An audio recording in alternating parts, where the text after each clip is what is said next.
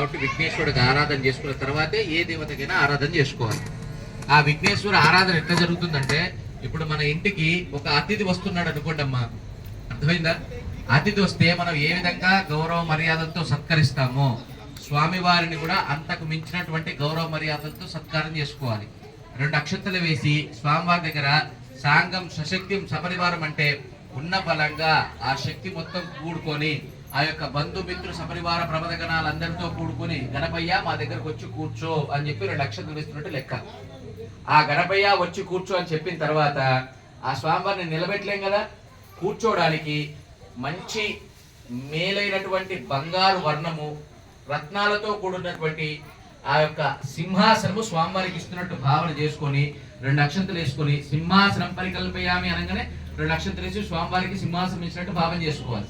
తర్వాత ఆ గణపతికి 9 సార్లు, ఇప్పుడు మీ దగ్గర ఉన్నటువంటి ఆ యొక్క పాత్రలో ఉన్న నీళ్లు సాధారణమైన నీళ్లు కాదు, ఏవైతే పవిత్రమైన నదులు, ఆ నదులలో ఉన్నటువంటి ఆ జలాశయాలలో ఉన్నటువంటి మనం పుణ్యంగా భావించే గంగా, కృష్ణ, గోదావరి, కావేరి నదులు ఉన్నాయో ఆ నదీ జలాలుగా మనం భావన చేసుకుని నక్షత్రం వేశాం కాబట్టి ఆ నదీ జలాలతో చక్కగా స్వామివారి యొక్క కాళ్ళు, చేతులు, ముఖము, భుజాలు, నాభి, తల అన్నీ కడుగుతున్నట్టు స్వామివారిని, అంటే లఘు అభిషేకం అనుకోవచ్చు.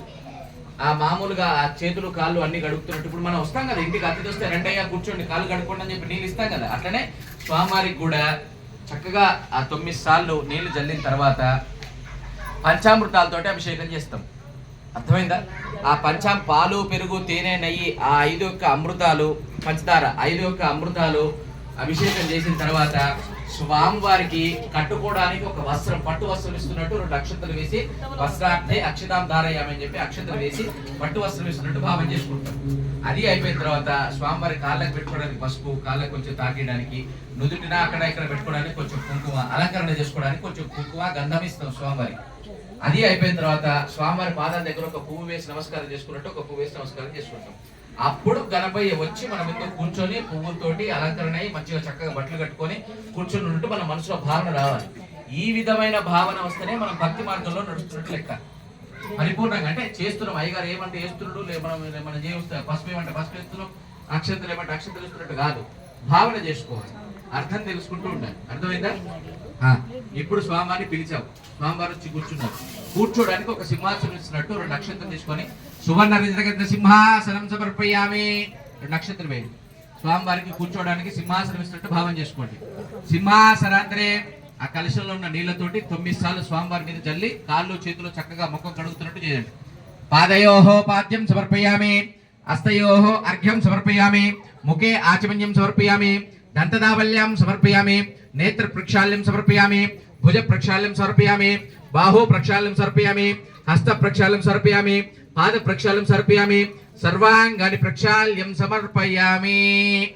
తదంగత్వేన పంచామృతేన స్నానం. ఓం శాంతి శాంతి శాంతి. స్నానం సమర్పయామి. స్నానానంతరం వస్త్రం 2 అక్షంతల చూర్ణం కుంకుమాపత్రలేఖనం సుగంధం సమర్పయామి.